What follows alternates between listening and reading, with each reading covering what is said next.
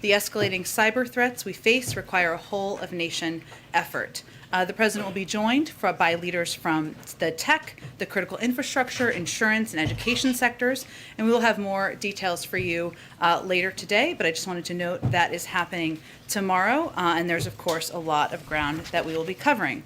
I know a number of you have been asking this as well, and yesterday evening the President spoke, or last night I should say, the President spoke to New York Governor Kathy Hochul prior to her being sworn in as governor of New York. He congratulated her on her new job and historic role as the next governor of New York. They talked of their shared time at Syracuse University, and Governor Hochul told the President she wanted to visit Washington to meet with him to discuss infrastructure and how to work together to improve the lives of New Yorkers. The President looks forward to hosting her at a future date. As you know, she also joined a call on Saturday with other Northeastern governors, with the President, the FEMA Administrator, and Homeland Security Advisor Liz Sherwood-Randall to discuss Tropical Storm Henri and the federal response to help mitigate the storm's impact. With that, Amar, go ahead. Great. A couple of Afghanistan questions.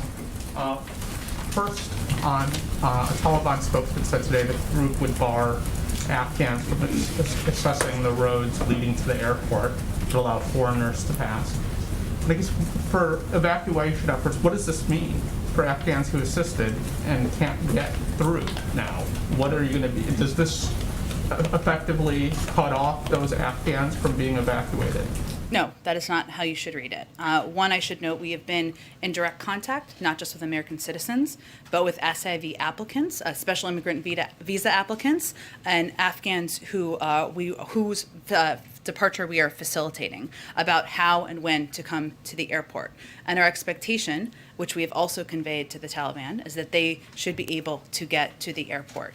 It is also true, and I know this may be some of the confusion out there, that there are a number of Afghans who may not qualify for these programs. And we've seen over the past 9 days a rush of people attempt to come to the airport. We certainly understand that, but that also creates a security risk and one that we have great concern about. So to be clear, individuals who are eligible for special immigrant visas or others who we are helping facilitate their evacuation and their departure, we are in touch with them or working to be in touch with them about how and when to come to the airport, as well as American citizens, as you well know, and we expect that they will be able to reach the airport. And, the Taliban are saying that they don't want Afghans to leave, that now they want these Afghans to stay, that they're needed to rebuild the country.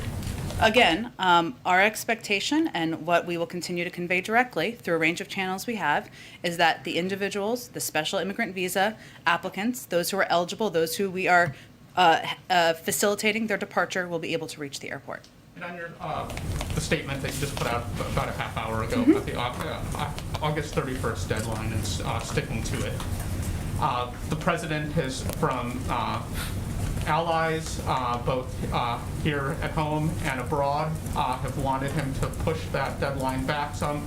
And also critics of the President are speaking out very strongly on his decision. What do you say to those who are criticizing the President by sticking to this deadline? It amounts for him to capitulating to the Taliban. Well, first, and I think I'm just going to read the statement. I know a number of you have seen it, but just in case, because I think it has quite a bit of additional context that is not exactly aligned in he stuck with the deadline as you just conveyed. During a meeting this morning with the G7 leaders, the President conveyed that our mission in Kabul will end based on the achievement of our objectives. That is a key component there. He confirmed we are currently on pace to finish by August 31st. As you all know, in the last 9 days, we have effectively helped evacuate 57,000 people, and that has continued to escalate the number of people we're getting out each day. And our focus continues to be on evacuating Americans who want to come home, third country nationals, and Afghans who are our allies during the war. He also made clear that with each day of operations on the ground, we have added risk to our troops with increasing threats from ISIS-K, and that completion of the mission by August 31st depends on continued coordination with the Taliban, including continued access for evacuees to the airport. In addition, as we noted in the statement, he asked the Pentagon and the State Department for contingency plans to adjust the timeline should that become necessary. So I think there's quite a bit of context in there,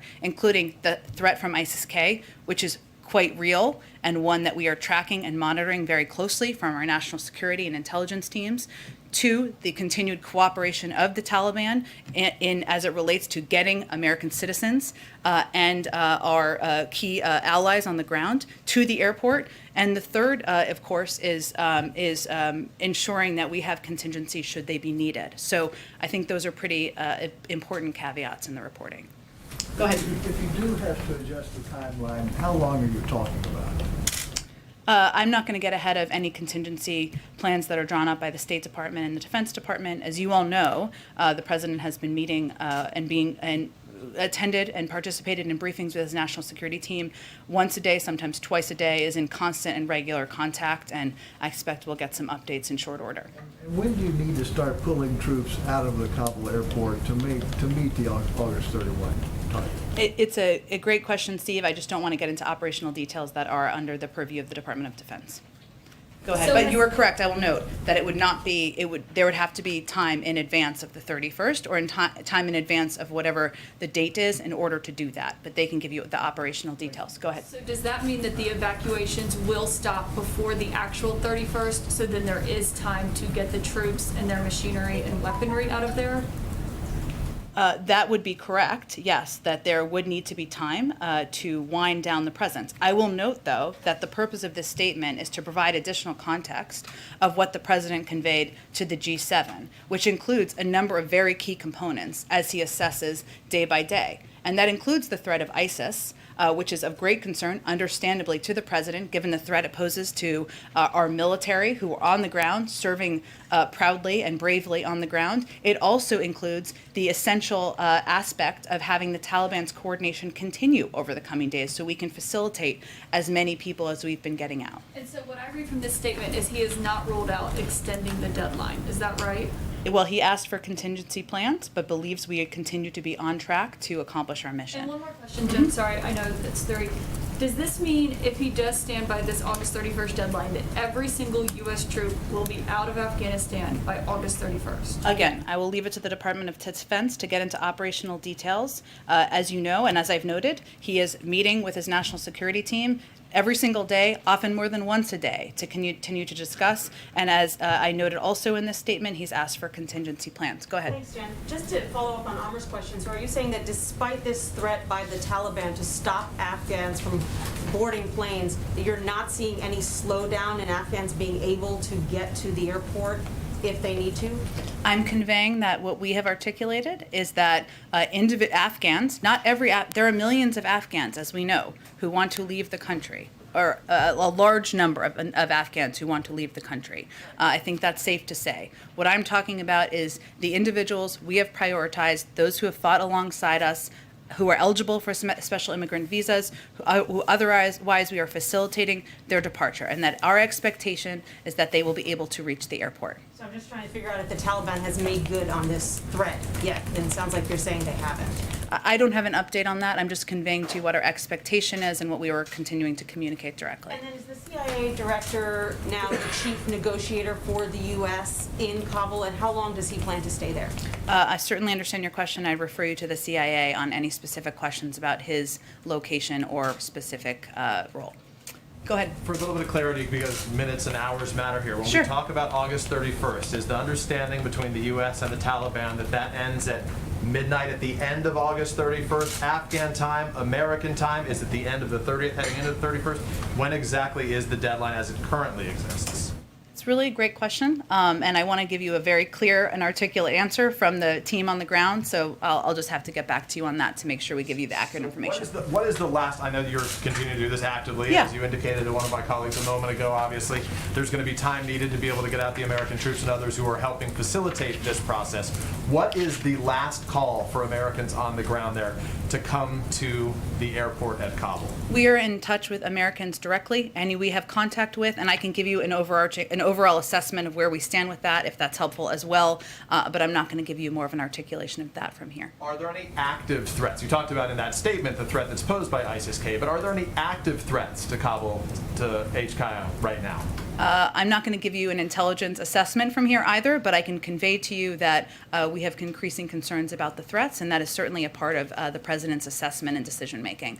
Go ahead. Thank you, Jen. Is there any concern that maybe trying to reach this deadline and get everybody out, mistakes are being made now that there is a report that at least one of the Afghans evacuated to Qatar has suspected ISIS ties?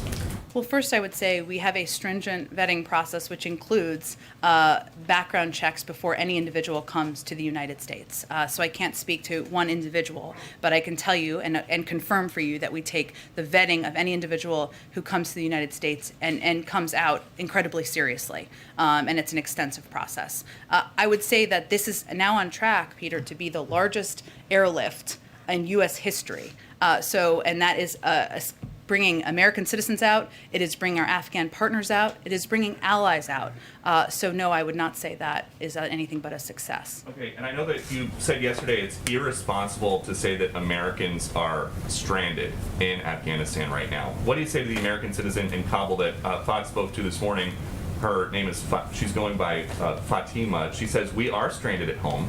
For 4 days, 3 days, we didn't hear anything from anywhere, and they're saying to go to the airport, but we're not being given clear guidance. Our emails are getting ignored. Well, why don't I convey to you exactly what we are doing? And I think what's important to note that I also said yesterday, in the full context of my answer, which I put out today, was that we are committed to bringing Americans home who want to leave, and that is the president's commitment. So let me explain to you how our process works, and there have been some very good questions, including from you and from others, about this. One, as we've said, this is a dynamic number. We're working hour by hour to refine and make it precise. Understand your desire and interest in having exact number of American citizens on the ground, and the State Department, I expect, will have an exact update on that tomorrow. Just to remind you, the U.S. government does not track our citizens when they travel around the world. We rely on self-reporting, not just in Afghanistan, anywhere in the world. People have to decide to register or not. It's up to them, individuals, whether they decide to register or not, wherever they may be. And if you register when you're in a country like Afghanistan, you aren't required to deregister. The State Department also issues alerts. They have publicized phone number and email to contact if you're in Afghanistan and want assistance to leave. And for months, the department has been telling Americans to leave Afghanistan for their own safety. It is our responsibility and our role to work with and help American citizens who want to leave. Let me finish. I'm almost done, and then you can ask a follow-up question. In recent days, they have reached out to every American citizen registered in Afghanistan directly multiple times. This is a 24/7 operation. Embassies all over the world are supporting phone banking, text banking, and email efforts. If we are not in touch with this individual, give me their contact information and we will get in touch with them. If any of you are hearing from American citizens who can't reach us, give me their contact information and we will get in contact with them. Our estimate of the overall number of American citizens who are there can increase because folks are just now responding to our outreach who may not have registered. It can also decrease because people leave, they don't tell us they leave, or individuals who may reach out and convey they have the documentation needed, don't. So there are a range of factors here, and it's our responsibility to give you accurate information. But that's what our focus is You on. say no Americans are stranded. This is someone in Kabul who says, I am stranded. So is there a better word for somebody who can't leave the house to get to the airport because Jake Sullivan says ISIS is outside the airport? What if it's I not would welcome stranded? you providing their phone number, and we will reach out to them today, That can be and I can arranged. assure you And of that. The final question. If the Taliban said that staying past the 31st was going to provoke a reaction, and then President Biden decides, okay, we won't stay, do they have the same kind of influence over military planning as the commander-in-chief? Well, first of all, Peter, the Taliban's deadline was May 1st, struck in a deal with the prior administration. The president's timeline was August 31st. That's the timeline he set in a period of time he needed in order to operationalize our departure from Afghanistan. I'd also note that, as I said, as we conveyed in the statement, that our objective and our focus and the focus of the commander-in-chief is always going to be on the safety and security of the men and women who are serving our country in the military. And that has to be a factor here, and that certainly is a factor for him as he thinks about the timeline. Go ahead. Can President Biden assure that Afghan allies that help the military will be able to get out, and will he extend a deadline to help those people get out? Well, I will say that we will certainly have additional folks eligible to come to the United States after August 31st that we will help relocate. But I would also note that we have now evacuated 58,700 people in the last 9 days. And we are continuing to be in direct contact with eligible special immigrant visa applicants, of course with American citizens, and with individuals who we are working to facilitate their departure. So our focus is on getting the job done by August 31st, and that's what we're doing day to day at this point. And secondly, on the vetting question, we're seeing more debate in across the country about as the refugees come here. What is the White House doing to convey the vetting standards and to assure any kind of state officials that people that may end up in their state are okay? Well, first, no one is coming to the United States who has not gone through a security vetting process. I would note to Peter's earlier question, for people who we evacuated who had not yet completed security vetting under the usual SIV application process, in the interest of getting them out of Afghanistan to third countries, we are also front-loading our security screening to complete the steps that have proven most likely to surface derogatory information while these Afghans remain at transit sites in Europe and the Middle East before they arrive here. So actually, to go back to his earlier question, because it's all related, it's actually the system working. And we have a vetting process and a background check that can happen in advance of individuals coming to the United States if they've gone through the SIV process, or individuals who have been moved to third countries before they move further. Just to follow up real quickly, so is there going to be an education campaign? Is there going to be information sent to stakeholders across the country who may have some concern? Oh, sorry. Do you mean domestically here in the United States? That's correct. Oh, absolutely. Sorry, I was misunderstanding your question. Yes, we are in touch with governors. We are in touch with local authorities. We are in touch with communities. We've been engaging with local media, and we will continue to do that. So there's an understanding of the stringent process that we have in place before individuals come to the United States. And I think a part of that is also a reminder that these are individuals who fought alongside the United States over the last 20 years. And that's part of who we are as a country and part of the fabric of the United States. So that's part of it as well. But in terms of the specific vetting components, yes, we're absolutely thinking about that and ensuring we are communicating that effectively, or that's our objective. Go ahead. Can you share more about the possible fate of Havana syndrome that delayed the vice president's trip? Sure. First, I will say that the vice president is now in country in Vietnam, and certainly we take very seriously. Let me just get the information so I can get it to you very clearly. Hold on one second. A lot going on today, I will just note. No shortage. Okay, so we of course take any reported incident of Havana syndrome seriously. And while this is not a confirmed case at this point in time, we take any reported incident, which was recent and was reported publicly, I will note, quite seriously. As a result, there was an assessment done of the safety of the vice president, and there was a decision made that she could continue travel along with her staff. It was not a person traveling in her party or anything along those lines. Does the White House believe she was targeted or somebody on her team may have been targeted?